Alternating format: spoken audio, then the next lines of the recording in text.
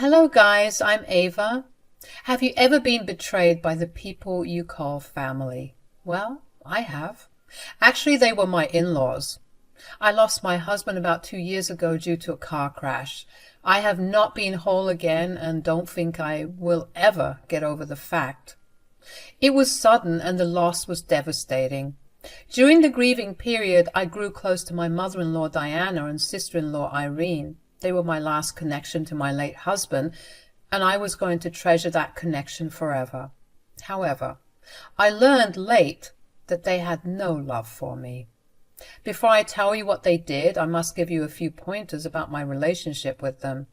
Diana was actually living rent-free in an apartment I owned, and I was paying her bills. She left her job due to some issues, and I felt bad for her. She always brought up the fact that my late husband would have taken care of her. So I decided to take on that responsibility since she was also in my family. I also helped out Irene at times with small amounts as well. But it was never enough for them. They always wanted more, and they came up with a plan to make me pay for all the luxuries in their lives. I was rather stupid and naive when Diane called me asking for help. I stayed in contact with her fairly regularly, although I didn't have time to visit due to my horrible work hours. So when Diana called and sounded off, I knew something was wrong. She said, "I have some grave news, Ava. I didn't know who else to call since you are the only family I have except Irene and Aspen." "I'm glad you called, Diana. You sound anxious. Tell me, what's going on with her?" "My poor daughter is on the verge of being homeless. Aspen recently lost his job and Irene is having trouble making ends meet." "Wait, what? When did this even happen? How did it get this far?" "I have no idea, Ava. From what Irene told me, Aspen lost his job out of the blue. They don't have much savings and it's really difficult for them to get a decent job in their area. Things are tough, Ava." My mind was spinning from the onslaught of information. I was really surprised to know that Irene was in such a dire condition. From what Diana was telling me, things were not looking good and she had the right to be concerned. Actually, I was concerned about them too, since I consider them family. I said, "This is extremely unfortunate, Diana. I feel really bad for Irene. Are they going to be okay?" "I don't know, Ava. My son would have made sure his sister was okay if he was alive. He definitely would have helped her out. God knows what will become of my poor daughter now." "Don't say those things, Diana. Irene will be fine. My husband may not be with us anymore, but I am. You're my family, and so is Irene. I will help you out as much as possible." "Really, Ava? Will you do what my son would have done for his sister? Irene needs help, and I know that."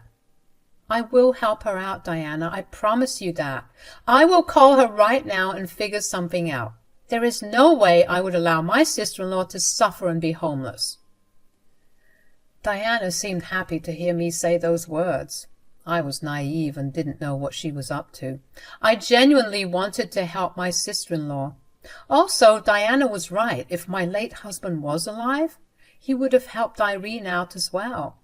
I was merely trying to fulfill the responsibilities that my late husband couldn't. After hanging up on Diana, I called Irene right away. She picked up soon, almost like she knew I was going to call. That should have been my first red flag. However, I ignored it. I made some small talk before finally broaching the topic. "Hey, Irene, your mother called me a while ago. She said that you have been having money problems recently." "Oh my God, Ava. My mom told you that? I'm so embarrassed. I don't know what to say." "No, Irene, you don't have to be embarrassed. Things happen and there's nothing to be ashamed of." "Still, I'm so sorry Mom pulled you into my mess. Ava, I really didn't want to burden you with my problems. It would have been different if my brother was alive, but you don't have any obligations to us." Irene's sad voice had gotten to me. Also, the repeated mention of my late husband was making me feel emotional. Irene and Diana both knew how to get to my softer side. They didn't even have to try hard. When Irene mentioned my late husband again, I immediately wanted to assure her and said, I know your brother is not here to help you, Irene. He would have been heartbroken to see you so sad. But that doesn't mean you don't have anyone else to help you. But I'm literally about to lose my house, Ava. I don't know what to do. Who will help me get back on my feet? It's not like I can take a small loan and pay them back. Someone has to support us unconditionally. I will be that person for you, Irene. I will help you out with whatever you need. You don't have to look anywhere else. You can come to me any time. Really, Ava? You would do that for me? Of course, you are my family too. Even if your brother passed away, you are still my sister-in-law. We are a family, Irene. It's my duty to help you. You are already helping Mom, Ava. I don't want to be a burden. What nonsense, Irene. You just need help for a few months. It's no big deal. Tell me what you need. After I reassured Irene, she seemed to have been thinking about what I said. Back then, I thought that she was just a little shy and embarrassed. But no, I later realized that it was all for show. Irene is an exceptional actor. I have no idea why she never pursued an acting career. If she had, she wouldn't have done what she did to me. I really couldn't even imagine everything being a setup. I mean, Irene seemed embarrassed when she said, Well, if you insist so much, it would really help if you could send money every month just till we get back on our feet. Sure, how much do you need, Irene? With rent and all the bills, I'll be needing $3,000, Ava. The prices are pretty cheap here, and Aspen needs gas to go to interviews and grocery trips. That was the second red flag for me, but again, as stupid as I was, I ignored it. It baffled me a little why they needed $3,000 for two people. To me, it seemed to be a little over the top, but then again, they did live in an expensive city, so I thought nothing more about it. Since I had promised to help them out, I agreed to what she was asking. I had a good job that paid well, so I was able to send Irene $3,000 every month without being broke. Sure, it did make a dent in my savings, but what could I do?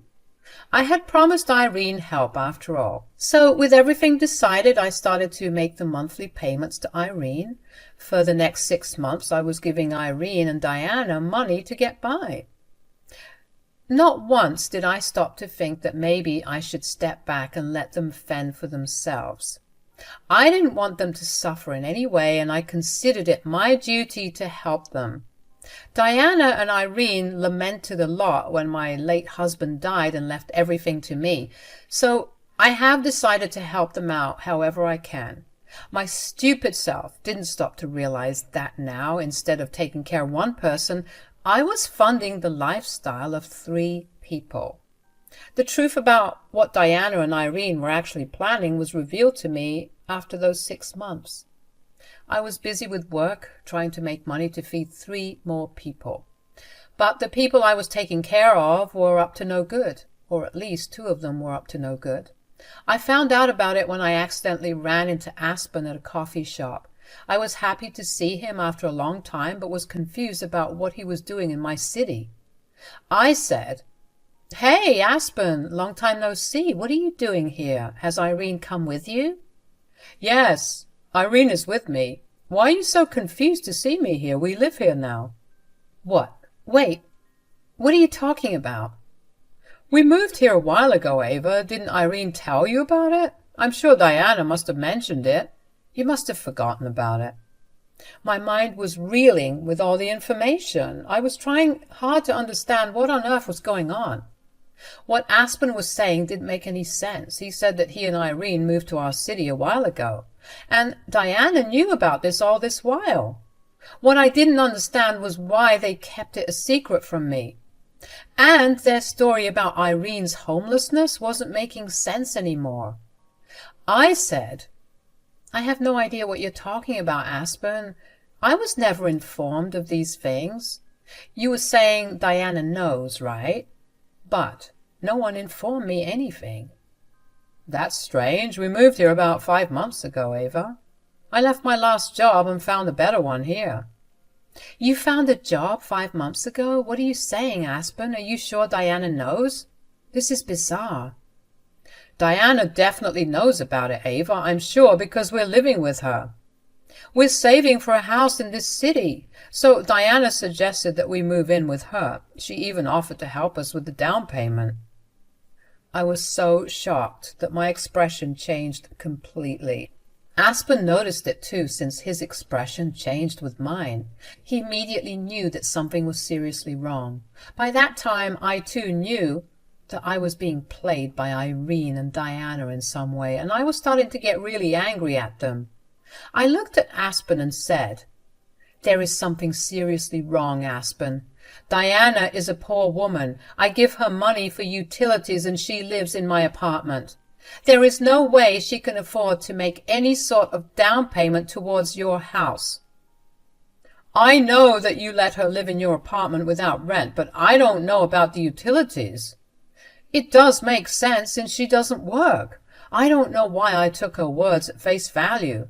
The bizarre part is that she has been depositing money into Irene's account every month." What?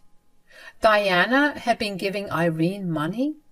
Yes, she'd been giving her $3,000 every month. Irene confirmed it and even showed me that the money has been deposited. That's why I never questioned Diana that much. It hit me then. I finally understood why Irene and Diana had been making up stories. Irene wasn't destitute at all. No, she just wanted to take my money and use it to buy a house for herself. And Diana was helping her do this. They planned it together. Those two were exploiting me so that they wouldn't have to work hard like me. My world came crashing down around me. These people who were considered to be my family were just using me for money. I was nothing but an ATM to them. The betrayal just left me aching inside. I was almost in tears. Aspen didn't know a thing about their plan. He was left in the dark and made to believe that everything Irene and Diana was doing was honest work. Now, I have two options. One was to keep my mouth shut and leave without telling Aspen the truth. I could have walked away, confronted Irene and Diana privately, stopped giving Irene money, and left them to figure out their next steps. Option 2 was going nuclear on them, and I chose option 2. I chose to tell Aspen the truth. I said, "They have been lying to you, Aspen, and they have been lying to me as well. Diana isn't the one sending that money. It was me who sent it." "What? But why? I don't understand. Why would you send us money, and why are my wife and mother-in-law lying about it?" "Because they wanted me to fund your new house, Aspen. They wanted to drain my money so that they wouldn't have to work hard. They lied to me and told me that you were going homeless. They asked for money and I helped them by sending $3,000 every month. I had no idea that they were playing me." "Oh, God, what are you saying, Ava? You thought we were going homeless?" "That's what Diana and Irene told me, Aspen. Irene said that you lost your job and were struggling to make ends meet. They even guilted me by saying that my late husband would have helped them out." "This is terrible, Ava. I don't know what to say anymore. They betrayed not only you, but also me. They played us for fools. I don't know how I would even look at my wife after this." Aspen was reeling from what I said. He was actually a good man and nothing like Irene. I could tell that the betrayal stung him. He couldn't believe how evil Diana and Irene could be. I took this chance to really talk to him. I told him everything that went on and didn't sugarcoat anything. I didn't care if Aspen would want to end his marriage after this. In fact, I was hoping he would remove himself from a scheming woman like Irene. After I was done talking to Aspen about everything, we came up with a plan. We were going to keep quiet and take care of some things before confronting Irene and Diana. They didn't deserve the chance to come up with a plan once I would reveal what I had in store for them. I didn't even reach out to them for about a week. It was already nearing the end of the month, and I knew Irene and Diana would call me asking for the monthly payment. So I decided to wait for that, and I wasn't disappointed. The calls came where Irene and Diana wanted to know when I would be sending the money. I simply told her to wait and hung up. Then I proceeded to Diana's house to confront them. When I reached Diana's house, it was Irene who opened the door. It was a weekday, so they probably weren't expecting me to show up. Irene took one look at me and froze. When Diana came to the door, she froze as well. Irene tried to make damage control by saying that she had come to Diana's house yesterday for a short visit. Diana kept nodding at her. I smirked, walked into the house and sat down on the sofa. They sat with me silently, looking and casting worried glances at each other. I broke the silence and said, "So, you called me this morning asking for the monthly payments. I thought I would come by in person and clear the issue directly with you. I'll just cut straight to the chase. You two won't be getting any money from me anymore." "What? Why, Ava? Why would you suddenly stop the payment? You know we need the money." "Yes, you promised to take care of me. Now you're going back on your word. I can't believe you would abandon us like this. My son would be turning in his grave." I laughed out loud when they tried to guilt me with my late husband's name again. They knew they were caught, but were trying their best to avoid the issue. Oh no, they wanted to act like everything was fine. Too bad I wasn't going to allow that.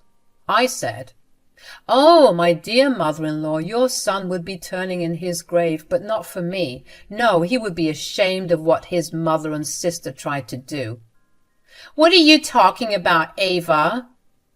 "Maybe the fact that you are not destitute and your husband has a brand new job in this city. I also heard that he makes way more than he used to at his last job. Care to tell me why you two would lie about it to me?" "It's not like that, Ava. Aspen got a job very recently. Irene literally just moved here yesterday. You are overreacting and misunderstanding the situation." Yes, you are misunderstanding us, Ava. Aspen just got the job and we are still struggling. He didn't even get his paycheck this month." "Is that so, Irene? So you two were not lying to me so that you could take my money and buy a new house? Is that what you're telling me?" Diana and Irene now looked really pale. They were taken aback by my words. I don't know what they were expecting to happen. I would have found out eventually when Irene would buy her house out of the blue. I guess they wouldn't have cared about my reaction because their goal would have been achieved. But I caught them red-handed before they could make their plan successful. And now they were going to pay for taking advantage of me. They simply didn't know that yet. Diana and Irene were nervous and trying to act innocent. They said, "What are you even talking about, Ava? Who said we are buying a house?" "Don't try to act all innocent and clueless, Irene. Your husband, Aspen, told me everything. I met him at a coffee shop accidentally, and eventually the truth came out. The poor man thinks that Diana is giving you money for the down payment. What do you have to say about that, Diana? Your daughter is not on the brink of homelessness after all, since she is living with you." "Look, I know we didn't give you the full story, but this was necessary. You can't expect Irene to live in a bad apartment when I and you have our own place." "Wow. Did you forget the fact that this apartment isn't yours? I let you live in my apartment, and you think you can take advantage of me for the sake of your daughter? Do you think I would just overlook what you did?" "Oh, come on, Ava. You're overreacting.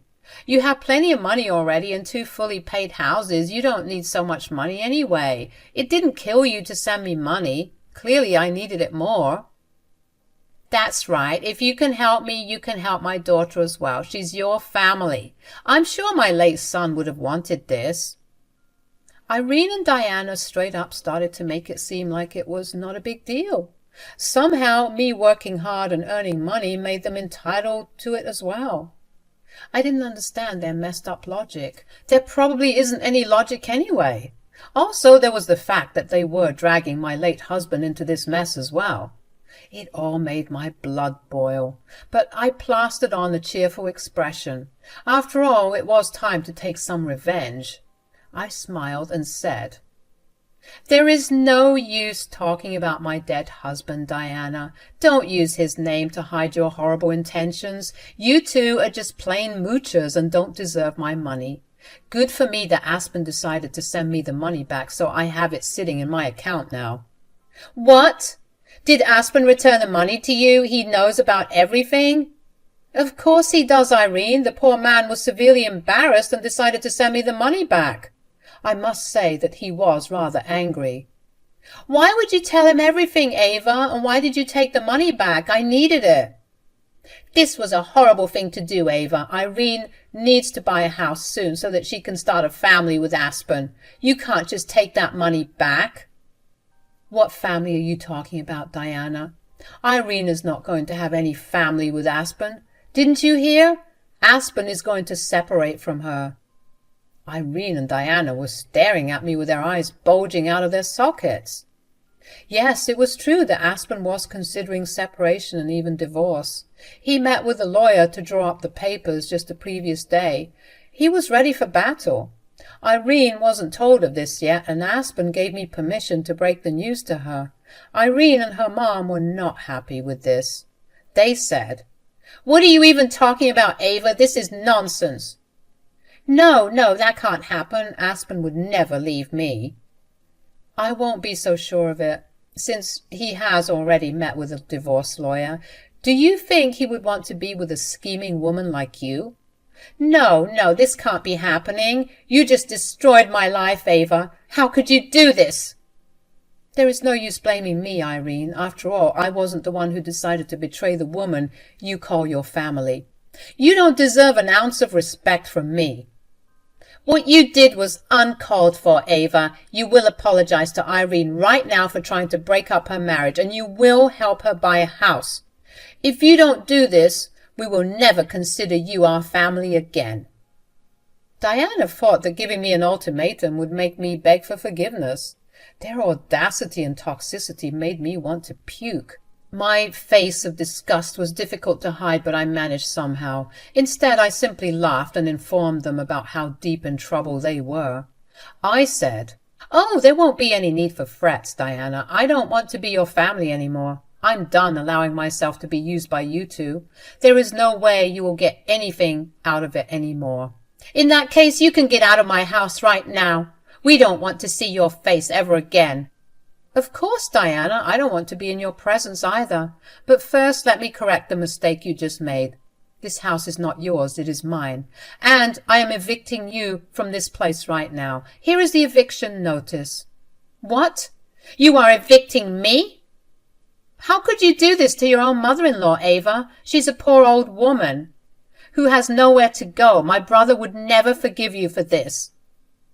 She stopped being a poor old lady when she decided to scam me out of money. Instead of preaching to me, you should start looking for a place with your mom.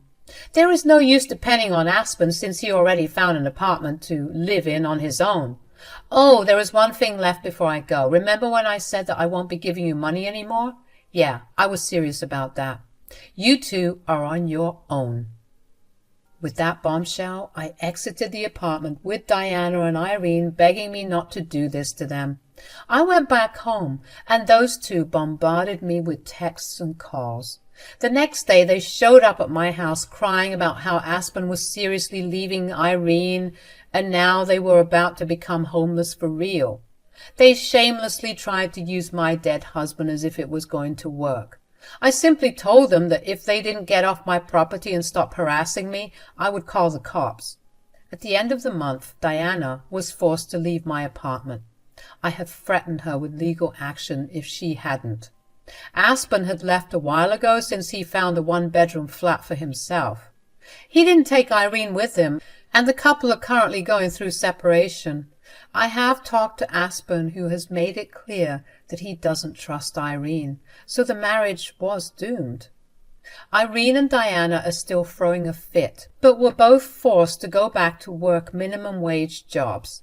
So I got my money back and made them fend for themselves after they shamelessly tried to use me.